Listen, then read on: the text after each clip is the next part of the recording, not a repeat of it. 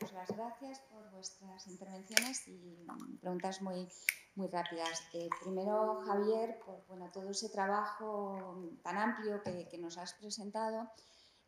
Hablabas y reivindicabas la evocación de toda la memoria preexistente, ¿no?, en toda la construcción de esa arquitectura románica. Y en sentido, prolongando esa línea en un sentido cronológico, si parejan de un modo paralelo, esa memoria románica o esos edificios románicos al final se acaban convirtiendo en memoria de un paisaje monumental y acaban también reproduciéndose o manteniéndose, y eso puede llevar a cambiar o a retrasar la cronología de un amplio espectro de ese patrimonio rural, por decirlo de algún modo, o de ese paisaje, al convertirse también en esa memoria identitaria, ¿no?, por decirlo de algún modo. Tenía dos cositas más de preguntas, no sé si las hago todas. Sí, casi con hazlas respecto todas. a Dolores, de esos paisajes de Vagos, bueno,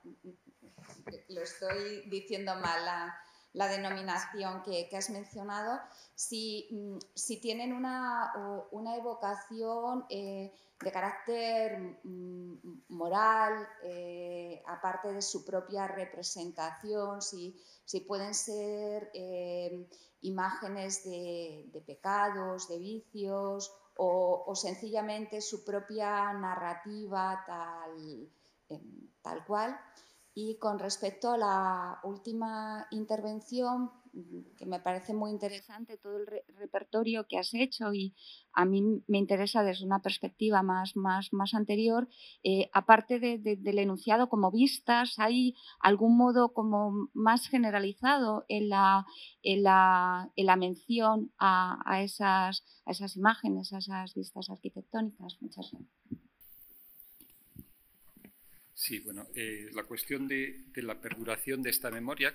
A ver, tenemos un paisaje monumental preexistente, pero eso siempre es así. O sea, claro, las compartimentaciones que hacemos en la historia para intentar aproximarnos a nuestro objeto de estudio hacen que lo veamos como algo discontinuo, lo que es un continuo. Entonces, lo que llamamos prerrománico es reinterpretado y continúa en época románica. El tardorrománico, lo que llamamos tardorrománico en general, tiene una perduración larguísima y además una abundancia inmensa en el norte de la península. No se le ha hecho el suficiente caso en el mundo rural. Y voy a poner un ejemplo. Como sabéis, soy navarro.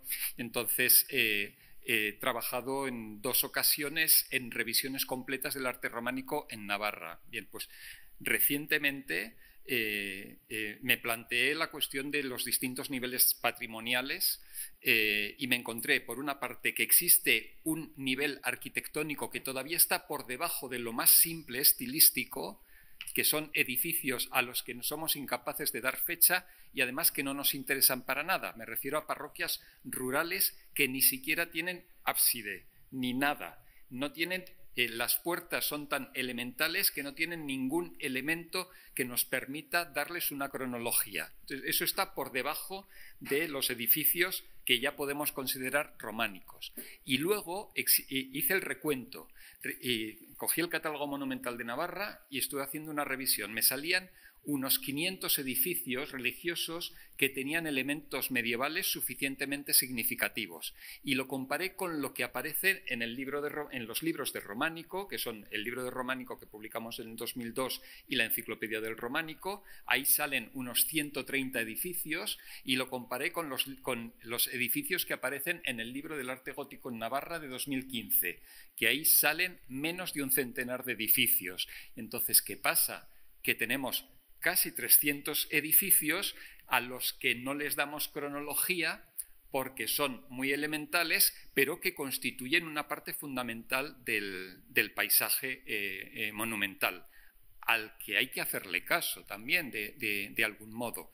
Y luego está qué es lo que pasa con esos edificios durante época gótica y época posterior y cómo se interviene. Y en estos momentos me estoy viendo que me parece interesante hablar del reciclado de los edificios románicos y de los medievales en general, porque también me he encontrado que hay pautas comarcales y pautas regionales. No se interviene del mismo modo en general. Hay lugares donde lo que hacen sistemáticamente es ampliar las cabeceras. Y hay otros lugares donde pueden tener una cabecera ya semicircular bonita y incluso con decoración, y entonces lo que hacen es renovar la nave. Hay zonas, he trabajado en Aragón, Castilla y Navarra, pues hay ámbitos en Aragón donde lo que hacen es a un edificio relativamente amplio, no tan pequeñito como los que hemos visto aquí, sino me estoy refiriendo a los de la Ribera del Ebro, la zona del Moncayo, por ejemplo. Entonces, sistemáticamente abren en los dos muros laterales lo que eran edificios de nave única, los convierten en edificios de 3 naves. Mientras que en la zona del Pirineo es mucho más constante en estos que hemos visto abrir solo uno de los 2 lados y convertir el edificio en un edificio de 2 naves. Entonces, esa parte de la historia del arte que trata como proceso y que no se centra en la pureza del estilo, es una parte que tenemos abandonada y a que creo que hay que dedicarle más. Entonces, podría hablar más cosas al respecto, pero creo que para hoy sería suficiente. Bueno, pues yo voy a ser también muy breve. En principio no tiene un carácter moralizante, lo que es sobre todo la representación plástica directa de este mundo de Cucaña. Pero, claro, más bien, o sea, esos temas también pueden ser utilizados y mezclados con otros en otro tipo de representaciones, porque este mundo es muchísimo más amplio. Entonces, dentro del paraguas del país de Cucaña hay muchas variantes locales, hay muchas variantes, llevan nombres distintos, se les dan nombres diferentes, a lo largo del tiempo también va cambiando y pueden recibir en algún momento, conjugándose con o relacionándose con otro tipo de temas, una interpretación de carácter moralizante. Pero en realidad esto, cuando se ha estudiado desde una perspectiva antropológica, tiene fundamentalmente una funcionalidad de evasión de una realidad que es muy triste, ¿no? El mundo en el que viven las clases populares en el medievo en general tiene esta problemática, ¿no? La lucha por la supervivencia, el trabajo, la comida, etcétera, y por lo tanto se subliman estas cosas y se crean estos mundos fantásticos donde pasa todo aquello que uno soñaría con que pasara en la realidad. Y por otra parte también es la manera de encauzar pues esa frustración, ¿no?, del día a día para que no suponga una problemática mayor. Y me estoy refiriendo a la potenciación de estos tópicos que se desarrollan sobre todo en el ámbito de la cultura popular por las élites, a quienes interesan que la sociedad en principio pues no tenga mayores sobresaltos, ¿no?, y que por lo tanto pues potencian de alguna manera este tipo de constructos culturales que permiten soñar, ¿no? Porque soñar es gratis y también pues, nos alegra un poco la vida y en este momento pues, era importante, ¿no?, buscar una manera de salir un poco de esa realidad. Pero ya digo, en sí mismo no tiene un carácter moralizante, pero es que tiene muchas más derivaciones. Voy a ser más breve aún. La pregunta es muy buena. No se me ha ocurrido mucho, sí lo he dicho en algún momento de la ponencia, pero claro, ¿qué término le damos a esto? El término moderno creo que es vistas de sitios reales. De hecho, es el moderno, porque, como ya he dicho, en la serie Torre La Parada se llama casas de campo. No se dice más, o sea, no se dice vistas de casas, no, casas de campo. Claro, eso tiene una función casi más decorativa, descriptiva, en ese momento, que lo que pueden tener otro tipo de soportes, no pinturas, sino, por ejemplo, planos, incluso estampas, no tanto dibujos, pero bueno, que tenían una función documental en un principio todos estos sitios reales y también, claro, vistas de ciudades que encuentran muchísimas en los inventarios reales y entonces, claro, ¿qué término darle? Yo le he dado pero es posible que si se repasa uno a uno todos los inventarios y toda la historiografía sobre estas vistas reales, a uno haya puesto otro nombre. A mí no se me ocurre otro. y por eso le he puesto ese. Pero vamos, puedo estudiarlo en el futuro y ya, si nos volvemos a encontrar, te lo digo. Quería preguntarte, Javier, ¿hasta qué punto la ausencia o presencia de referentes monumentales condicionan la construcción de un paisaje monumental? Sobre todo en lo referente, has comentado a las iglesias del Serrablo, esas supuestas reminiscencias andalusíes, porque cuando se empiezan esas iglesias aún no está finalizada la Catedral de Jaca, ¿verdad? En mi opinión, sí. Claro, vale. Esa es la cosa. O sea, en las iglesias del Serrablo no lo he indicado suficientemente. Lo peculiar es que mientras de todos los elementos tenemos un referente, bueno, arco de herradura, bueno, pues puede venir del mundo andalusí o de la tradición hispana, los recuadros pueden venir del mundo alpino, que es lo que defiende Fernando Galtier. De los frisos de baquetones, que es lo más llamativo, de eso no sabemos de dónde viene, porque ni está en el mundo andalusí ni está en la tradición hispana, pero como habéis visto en las fotografías es el elemento más llamativo y más característico. Entonces, realmente no sabemos de dónde viene. Perdón, la pregunta, como yo con los frisos, la pregunta concreta No, era... te preguntaba simplemente porque como lógicamente... Ah, sí, la cronología, vale.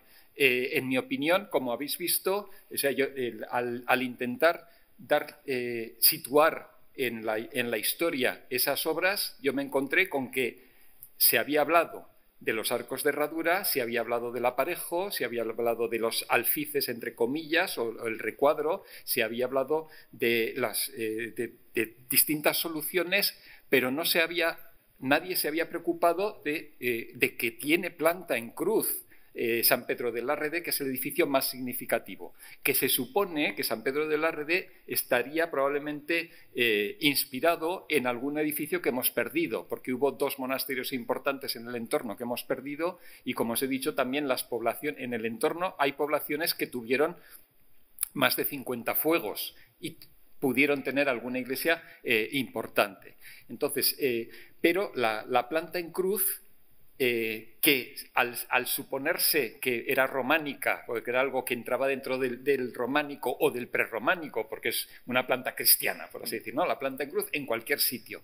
No se había reflexionado sobre si la planta en cruz, y esta específica planta en cruz, porque no tiene una nave transversal, sino lo que tiene es 2 arcos que se abren en el tramo previo al ábside y que comunican con 2 espacios laterales, y esa solución específica es la que está en Santa María de Santa Cruz de las Herós y luego se repite en algún otro edificio aragonés. Entonces no es una planta en cruz, no es un edificio en cruz típico, sino que es un edificio en cruz específico. Y eso aparece en Santa Cruz de las Herós, que Santa Cruz de las Herós, a mi entender, evidentemente es una consecuencia de la Catedral de Jaca. Y es que además las propias dimensiones, como he mencionado antes, o sea, Lárrede es más o menos igual de ancho que otros edificios, la curva del ábside tiene también más o menos las mismas dimensiones que otros edificios, pues estamos moviendo entre 8 o 9 metros, pero la longitud es muy superior al resto de los edificios, llega a ser el doble de otros edificios del entorno, o sea, es un encargo más monumental que otros encargos, y esa monumentalización del espacio comparada con otros edificios lleva a pensar que corresponde a un momento en el que la sociedad ve que se hacen edificios más grandes.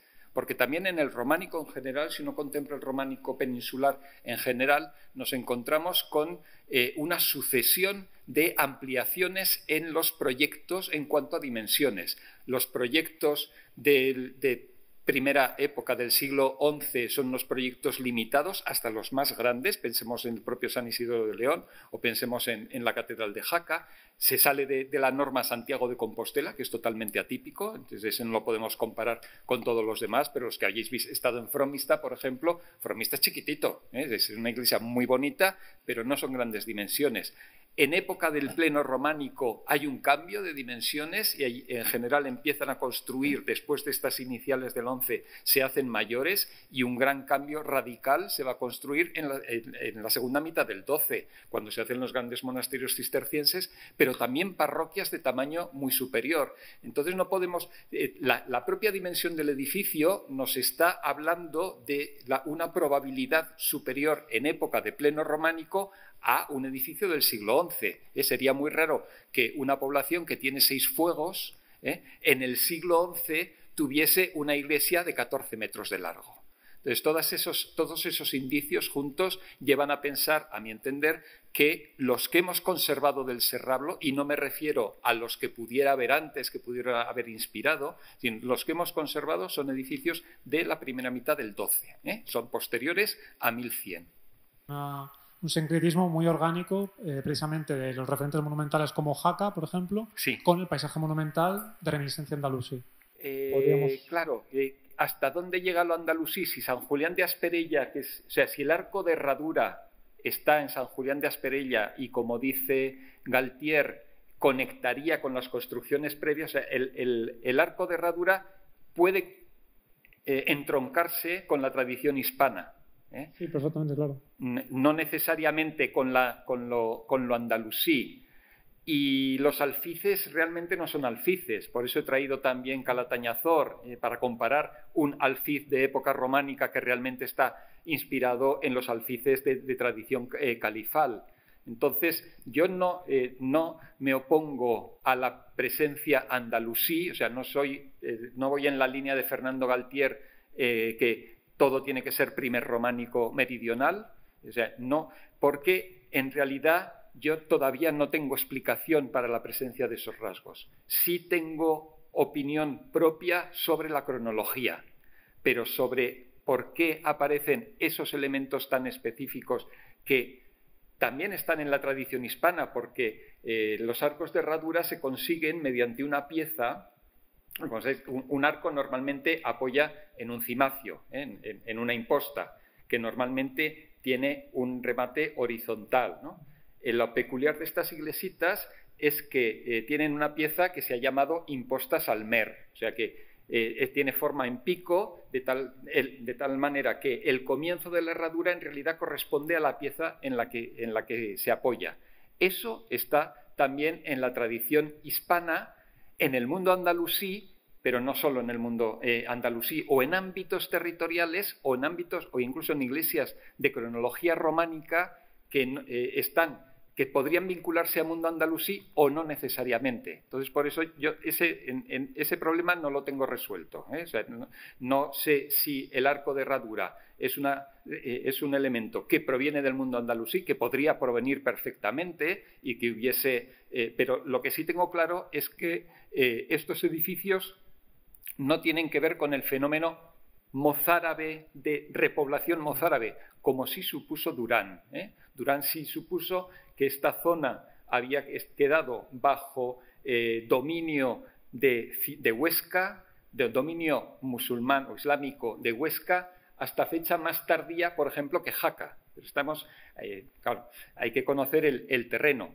En de Jaca y Sabiñánigo hay 20 kilómetros y es casi llano, es el final de la canal de Verdún. No hay un accidente geográfico, orográfico importante, mientras que entre el Serrablo y Huesca tenemos Monrepós, los que hayáis ido por allí, o por el otro lado Cotefablo, que son 2 puertos tremendos. Por lo tanto, yo tengo muchas dudas de que si el condado de Aragón se había extendido y estaba perfectamente asentado en las tierras del río Aragón, esto otro que está a 20 kilómetros de Jaca y es el río Gállego, lo que pasa es que ahí hacen una etimología del gallego uniéndolo a un término árabe que lo vinculan con Siria. Y entonces dicen que el nombre del río, en realidad gallego no vendría de gálico relacionado con la Galia, que es lo que a todos nos viene a la cabeza, sino que dicen que podría ser un topónimo